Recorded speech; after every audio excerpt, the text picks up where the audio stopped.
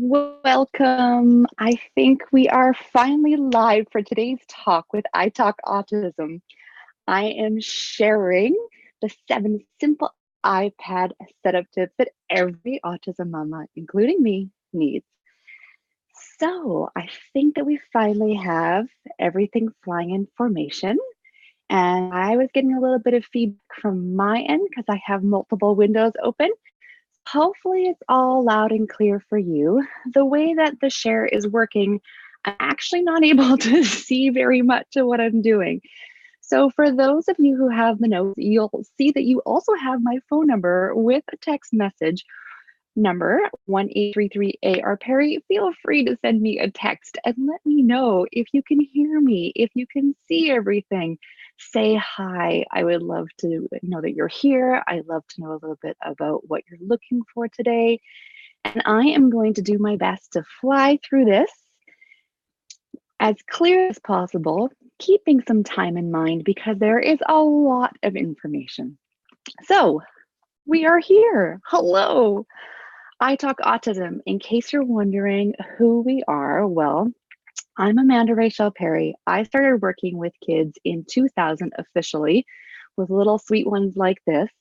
And in 2008, I became a foster parent. And that's how I switched over from the tech role to starting to become more of a parenting role. I have been working with iPads ever since this little one learned to use an AAC app. And I think that was in the very first iPad that came out. She had one of those, and her brother had an iPod. And we've been using augmented communication apps for a long time. I then became an official parent a couple of years ago and really switched over. Now I have to laugh at this photo of my teenager who would not smile for family pictures. In his autism world, when you say cheese, of course, he says cheese and doesn't smile. So when I finally showed him an iPhone selfie, he was like, oh, I'm supposed to smile. And that was about as good as it gets. Honestly, the kid does smile. Now, I wouldn't be here today if it wasn't for in 1988 when my sister was born with significant cognitive and physical disabilities. And so really, she is the one who gave me a family education. And I say that I have been working in this field ever since I could have paid work. And because of her, I have hung around professionals for so many years and gotten so many ideas. And I love to be able to see these ideas being used with a great tool like an iPad. But I also know, especially as a mama, that an iPad is simply just a tool. So this free online talk is for you if you're worried about this tool just becoming an expensive YouTube viewer, which, hey, I use my iPad for Netflix too. Or if you're worried about getting broken, maybe you're worried about screen time and you're just frustrated trying to figure it all out because like there's real life, like I've got to cook dinner and all of those things. So what we're going to learn about today is I can take my 7 simple tips, make it so that it's not sucking all the life out of us, keeping the kids safe while learning and having fun. And hopefully we get to have some fun today too. So let's get started. You somewhere should have a handy handout. If you don't, check the description in this video. There is a link. You'll fill in some info quickly and you'll get an email sent to you because you're going to want to follow along with the tip lines. I'll leave you some time today to fill those in. It's also got all the links in it.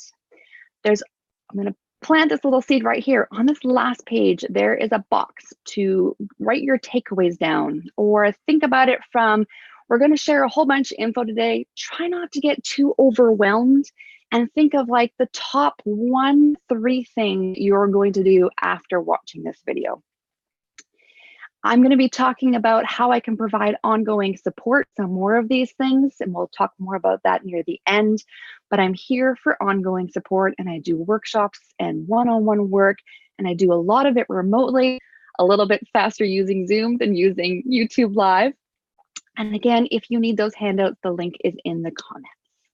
All right, so step number 1, we've got to get the right equipment. Now, maybe you already have an iPad, and so that is fantastic. However, if you don't have an iPad yet, or if maybe you're thinking about getting one for you, we're going to start asking some of the important questions here. All those WH questions that are in your notes there. Some things to be thinking about. Are we using it just for an AAC app? Do we need lots of video, so lots of storage? What's going to be the life of this iPad?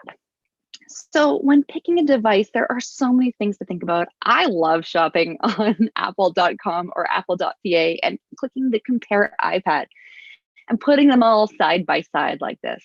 But that can also get super overwhelming. So here are some of the key takeaways with what is in the lineup right now. And we are in August, knowing that in the fall, there will be some more fancy devices likely coming out. We can never predict it. So do you want the top of the line fancy device? So here's a couple things to think about. There is no longer a home button and there is a different connector. Apple likes to change things. Maybe you like the USB-C connector better. Awesome, I kind of do, except I couldn't find a dongle this morning, which is why things took longer for the stream, and hopefully the stream is keeping up because I'm not hardwired in because I couldn't find the dongles. Not quite as much of an issue with an iPad, but know as things change that can sometimes be frustrating. Not having a home button might be difficult for some of our kids who are a little bit older or used to having a home button and get frustrated easily. But sometimes they surprise us, like my mom did when she got her iPhone without a button. She knew how to use it super fast. So maybe that's not an issue. But maybe you're looking at pricing. Now, I love to go big and I like to get the best because it's probably going to last the longest. But for a lot of us, that's a really big price point. And a lot of our kids don't need it, except for some of my clients who are doing art and video. Then I would say, yeah, we're going to want to get a Pro. But those other three devices, well, first of all, they are the only way to get the beautiful rose gold color. So mama, if you want a nice one that you're going to pass down to your kiddo later, maybe you're going to want a rose gold one.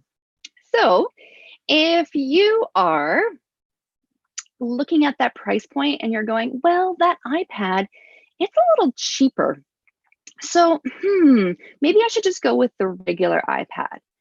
Now, yeah, it is a little cheaper, but this is the part where I really want to dive into some of the comparison to make sure you're getting the right device that's going to fit your kids' needs for more than just a couple of weeks or a couple of months when things change in the fall potentially. So when we're looking at all this info about the display, again, some overwhelming stuff here, but what do you know away? There are some big things missing. Another one of my families was going to get the basic iPad. I suggested, especially because her daughter has, some vision challenges, and we all want to take care of her eyes, that she might want to get the Air, which is what she did. She could not believe the difference and the clarity in the screen with getting a better quality screen. So one of my great optometrist friends who does work with kids with autism, and she does a whole bunch of, she does amazing things with eyes. She also encourages people to get as large a screen and use as large a print as possible. So for that reason, you might not want to get to the cheap end. Now, I'm laughing because this last slide is not organized at all.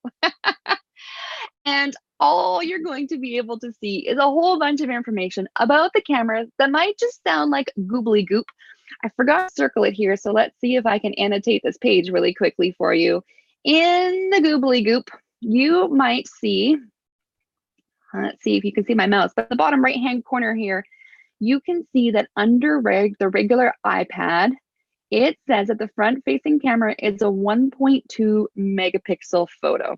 Okay, so what that means is it is a really, really low quality front-facing camera. Now, maybe pictures aren't the big things, but our kids do love FaceTime, and that camera is really, really low end. So if price is an issue, maybe you want to stare at all this goobly goop and try to understand all the tech stuff, I'm also happy here to help walk you through what might be best for your child when you're thinking about all of those who, where, what, when. One of the other wheres is, where are they going to be taking their iPad? If they're using it for a communication device, being able to take it everywhere. Maybe you don't want to take it everywhere and get lost. Maybe you want to make sure that it's got some waterproof protection and a strap. There are so many cases out there that are kid-friendly. When you stick something into Amazon, tons of options come up. How is the hard part is, how do you know if that is a decent case or not? Yes, I look at reviews. I also look at something like, they might say it's got corner protection. Now, I zoomed in on this picture. So on the right-hand side, you're seeing that bottom corner. Can you tell me, are all four corners protected? No, no, they are not. And yes, I have seen iPads be dropped on that corner and broken. So make sure all four corners are protected. And if you lay the case down flat or on any side, no corners or screens can be touched or hit by the ground. And it's kind of like for our kids, usually bigger is better. OtterBox is one of the most well-known names. It does kind of feel like a brick sometimes though. So if you have a kid who throws things, OtterBox does some great innovative things. I don't know if you can see in the right-hand corner, but this one over here, while this case has poor reviews, the other cases for other iPads have fine reviews. I haven't used it personally, but I love that it attaches to stands, which is really helpful for some users that I know. OtterBox also has this strap-on. It does kind of look like a bed sheet. Some of our kids don't like that it's on the front, but this does make a strap for traveling, or you can put any case inside the chat bag. Just Google them. She's fantastic. She hand makes them. She can do tons of different designs, pick your own fabrics and colors, add pockets, change the straps, do lots of different things. Now, on this page right here, I have Survivor. I want to talk about this one really quickly because I love the Survivor cases. I love that they have this rubberized outside, so if our kids throw them, that they kind of bounce. But some of our kids chew off those and pick off those rubbery bits. So when they came out with the Survivor Extreme, I was like, oh, sweet, no rubbery bits. My kid turned his iPad mini into a literally bent, curved iPad because although it says Extreme, I sent them a review. They said, well, thank you for sending this comment back. Survivor Extreme, I do not recommend that one. So again, if you ever have a question about cases, pop me an email. I'm happy to help listen to what your needs are and see if, yeah, that looks like a decent case, or no, I've used that one, don't get that one. If you're getting a mini, if you're wanting a handle, I will point you towards the Go Now cases as well. The mini has the quietest speakers, and this has a built-in amplification system that doesn't need any extra batteries, so it's not heavy.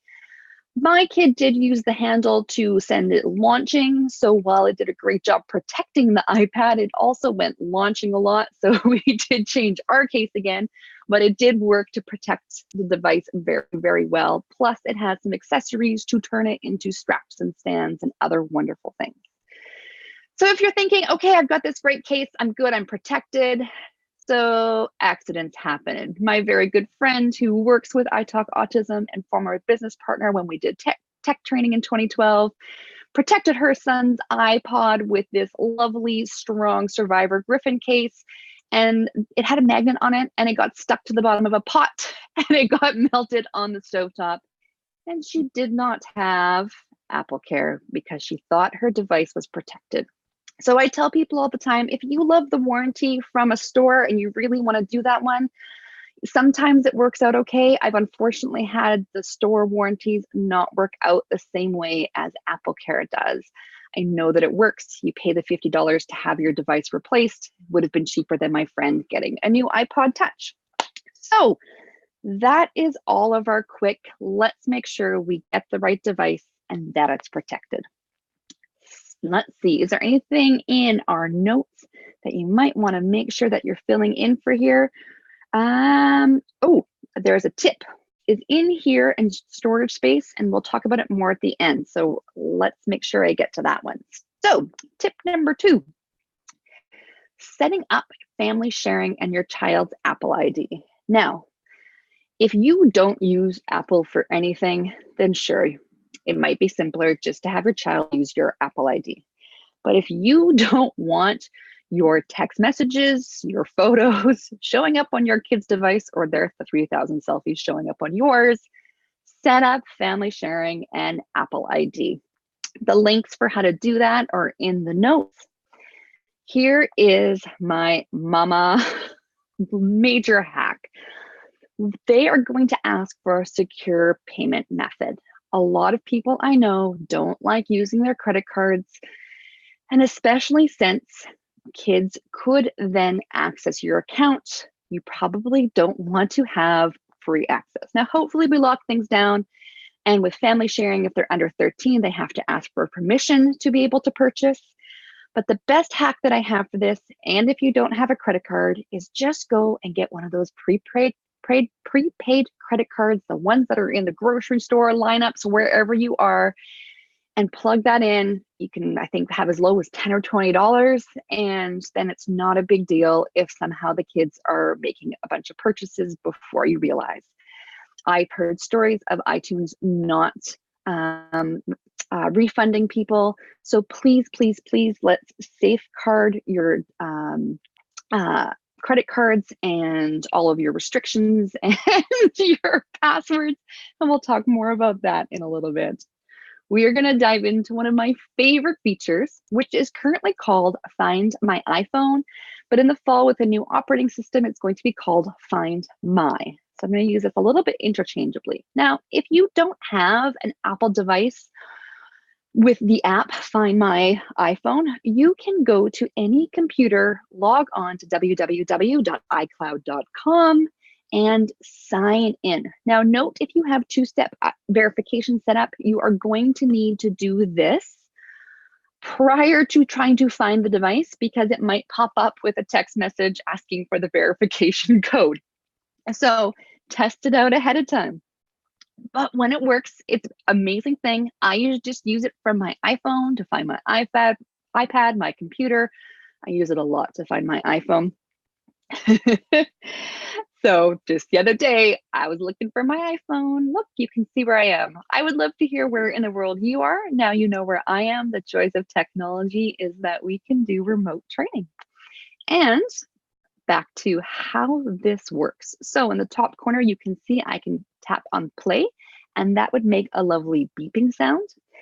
Or I can also put it into lost mode, which will make it so that my device is totally stopped from being able to use. So if it's someone's stolen it, they can't get it.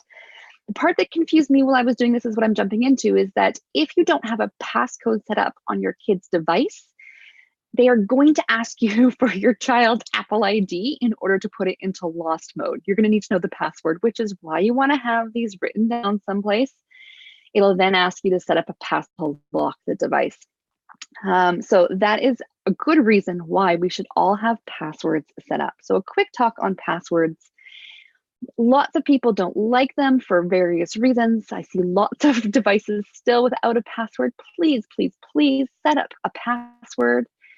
You can go into your settings, go into Touch ID and Password or Face ID, and change your passcode. One of my hacks is do a passcode that is a custom alphanumeric code. And then I can use my keypad, which is sometimes easier to remember. Oftentimes it's easier for kids than using a keypad. That is one of my hacks. My other one is, if you have it so that it's set to, you're not unlocking it with your thumbprint, then you can make it so that it's every 4 hours.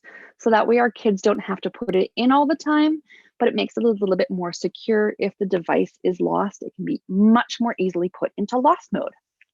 All right, now we're getting into my other favorite tips for lost mode. So when it goes into lost mode, you can put in your phone number, and if the device is found, that's the pop-up. It's really easy for whoever finds the phone to be able to call you. So this is one of the main reasons why you want to have Find My iPhone set up. But here's the parent hack. When you get the pop-up for what message to put, you could put something fun. And then your kid who is busy playing and is not coming to eat lunch can come over and eat lunch or breakfast or dinner or go to bed or whatever you tell them to do. So that's my fun hack. So make sure you go and check that Find My iPhone is turned on, and please, please, please leave it on. It's a little bit tricky to find where this is. In settings, you're going to tap on where it has your name, iCloud, Find My iPhone, leave it on. And I also like to leave send the last location on for if your battery dies. Okay, here we go. We are going to talk about using guided access. This for years was my number one tip for how to make iPads a learning tool, because they can make it so your kids are limited to one app. These are some of the things that it can do. for time's sake today, I am going to just show you where the resource is on my website, www.italkautism.com/resources, or that's where you find it. And if you come here, sign up to get my tech emails, I will send you the 4-part video on exactly how to use guided access. Essentially, it makes it so kids are stuck in one individual app, and you can also do a whole bunch of things to make it so they don't drive you crazy with apps, etc. So this is where you would go into your settings to turn it on. Go ahead, give it a play, follow the directions, and check out my videos. Okay, this is the one I really want to talk about, falling in love with screen time. In the last year, when screen time came out, at first I tried it and I was like, eh. And then I heard a bunch of people having issues with it. And then Apple's been working to fix it and make it even better. And recently I have fallen in love with screen time. So I even set it up for myself because I found that, as you can see from where my downtime is, let's see if I can get to a little mouse arrow here, if this guy will work, this is how much I was using my phone. Granted, it resets at midnight, so we'll look at things a little bit more accurately for my week. But I'm starting to track how much time I'm spending on social media, when I'm using it, what I'm using it most. And I've been noticing how much time Facebook and other social media apps are taking out of my day. And I looked at when I was using them the most, and I was like, oh, you know what? During the weeks, I don't need to be on my phone after 10 o'clock at night. So now my phone goes into downtime. Now, here is the part that I love the best, is I can look at my family sharing. I've got my son in there, and I can, from my phone, go to his phone and change his settings. So yes, his phone stops working at 12:30 in the morning because he likes to listen to music before bed. But if not listening, then I can change that from my phone super easily. And now he can't go into his phone. You'll see that I have block downtime set up here because on mine, for an adult, if I've reached my time limit, I can just easily ignore it. But his is actually blocked and he has to ask for more time, which I get a pop-up for. So super cool to leave that feature on. All right, go fall in love with screen time. And while you're doing it, look at those restrictions, because if your restrictions aren't set up well, they're really smart kids know how to get in and they know how to change everything. And sometimes they can override screen time and lots of other things that you don't want them getting in, like changing passwords. So look at what restrictions your kid might need. Now, these two, number 5 and number 6, I really can do a whole talk on. There are so many things to set up. In that screen time section, there are these 4 different areas. You're seeing a section of mine, so you're seeing how my downtime is set up. If we were to go into my other app limits and allowed apps, you'd start to see how I'm limiting my app usage and which apps I can always use, like a phone. We want to always have access to that. Maybe our kids always need to have access to FaceTime. And this is also now where Apple has moved the content and privacy restrictions. So this is huge. It used to be in a different area in a previous operating system, and so many people, including myself, had a hard time finding it. And there is a wealth of information in there. There's a link for where you can get more information about what kinds of restrictions are in there on that support article. But there is really so much that I've decided, as I was prepping for this talk, about what I wanted my next workshop series to be. And these are the most important things that we need to have set up right for our kids so that they're safe, so that they're not going and looking at explicit content on websites, and really, really making sure that their devices are set up and so that our kiddos are safe. So here's the thing. We go in and we make all these changes. We need to make sure that we're backing up regularly, and maybe right now. If you have just watched this talk and maybe you've paused it and you've dug around in your restrictions, go and set up your backup now. You need to be backing up regularly. Now, how are you backing up? Are you going to do it on iCloud? It's going to happen in the middle of the night. I love when it works seamlessly like it's supposed to, but sometimes we get those pop-ups. Now, I'm the kind of person who just upgrades my storage. And I'm probably going to have to upgrade my storage again because I don't have time to sit and manage my storage and clean things up. So if I'm not prepared to upgrade my storage, the other way that we can back up is that we can plug our device into a computer and open up iTunes and back up to this computer now. Now, as you can see from the bottom bar, here are back to that number one tip about what we need when purchasing a device. When I bought this big iPad, 128 gigabytes was as big as we could get. I thought, awesome.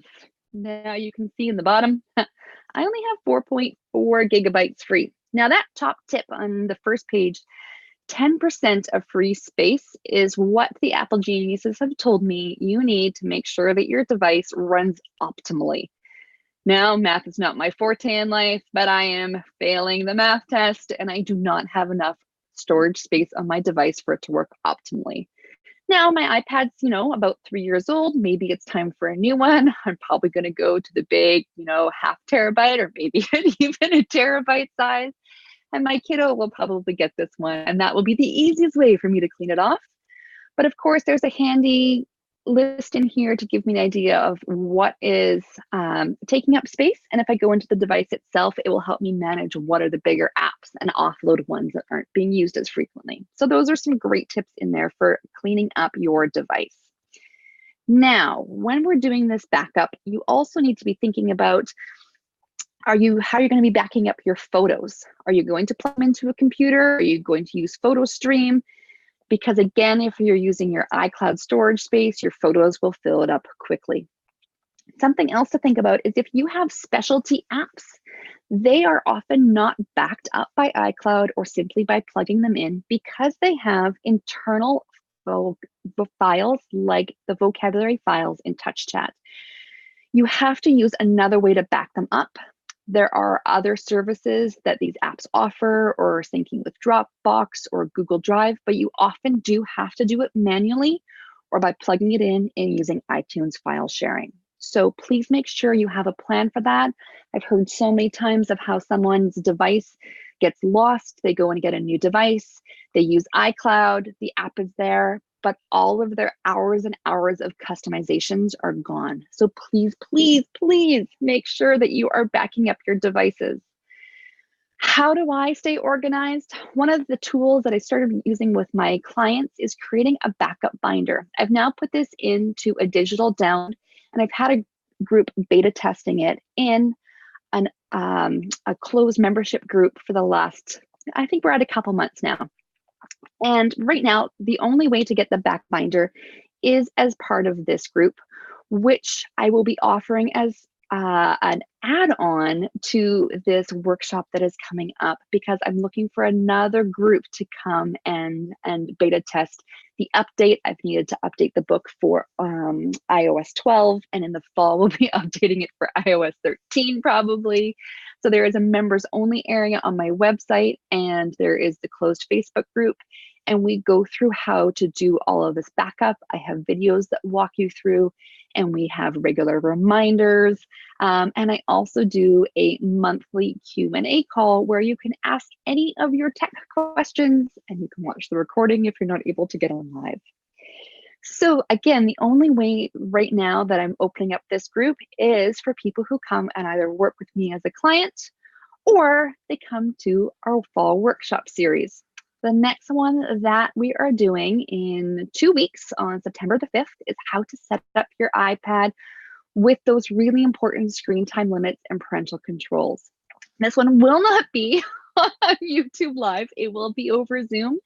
And I will be using my iPad to model, and we will have your iPad in front of you, and we will be walking you through all of these steps. You're going to get my backup binder as well and access to all of those videos. The pricing is anywhere between $25 to $40 for early pricing. I also have a VIP group where I'm going to work with a small group to help you really, really customize your content. And this is significantly less than my hourly rate. So I do suggest that you head over and sign up for this talk in 2 weeks. This workshop really is an interactive one, again, because we're going to be using a different platform. So thank you guys so much for watching.